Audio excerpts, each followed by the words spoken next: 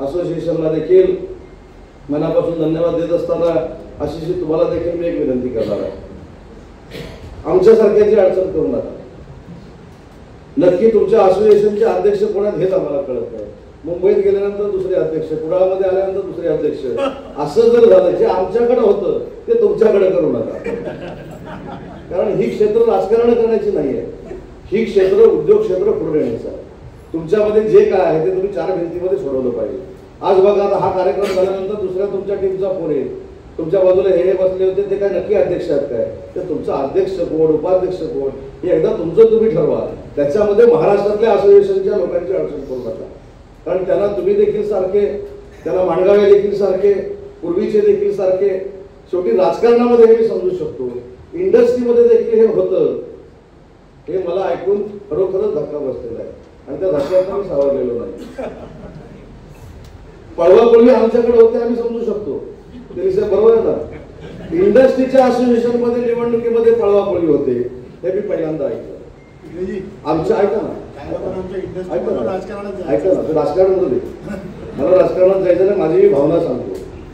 आणि दुसरं आशिषजी तुम्हाला देखील सांगतो आणि माणगावे साहेब तुम्हाला देखील सांगतो, माझं नेटवर्क एवढं चांगलं आहे, कुठच्या ग्रुपवर काय चर्चा चालू आहे मला दुसऱ्या सेकंदाला कळतं.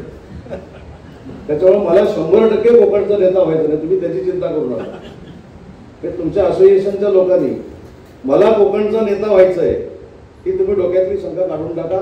त्या कॉम्पिटिशनमध्ये मी नाही आहे, पण माझी फक्त विनंती तुम्हाला एवढीच आहे की ज्या पद्धतीनं आरोप प्रत्यारोप होत आहे, ज्या पद्धतीनं बातम्या येत आहे, हे कुठेतरी तुम्ही 4 भिंतीच्या आत आशिषजी बसून थांबवलं पाहिजे. त्या मताचा मी आहे. कारण मला ललित गांधी देखील सारखे, तुम्ही देखील सारखे आणि तुम्ही देखील सारखे माझी बांधिलकी उद्योग मंत्री म्हणून उद्योग वाढवण्यामध्ये आहे, तुमच्या भांडण्यामध्ये मला अजिबात रस नाही. त्याच्यामुळे तुम्ही बसून मिटवावं. आणि उद्या काय होईल सांगतो. आज या अध्यक्षांनी पुढाकार घेऊन तुम्हाला बोलवलेलं आहे, ते समोरच्या यांच्यावर बहिष्कार टाकणार, तुम्ही का बोलवलं, या सगळ्या लोकांची अडचण लक्षात घ्या. आणि म्हणून माझं मत आहे की आम्हाला मंत्र्यांना बरोबर घेऊ नका, अध्यक्षांना आपल्या मुख्यमंत्र्यांना बरोबर घेऊ नका, उपमुख्यमंत्र्यांना बरोबर घेऊ नका. तुम्ही सगळे समंजस आहे, तुम्ही इतके वर्ष काम करताय, मी तर 3 वर्ष तुम्हाला अतिशय चांगल्या पद्धतीनं काम करताना बघतोय. तर त्या सगळ्या गोष्टी आपण कुठेतरी समजून घेतल्या पाहिजेत. आपल्यामुळं किंवा त्यांच्यामुळं देखील, ते काय माझे नातेवाईक नाहीत, पण त्यांच्यामुळं देखील असोसिएशनला कुठं त्रास होणार नाही.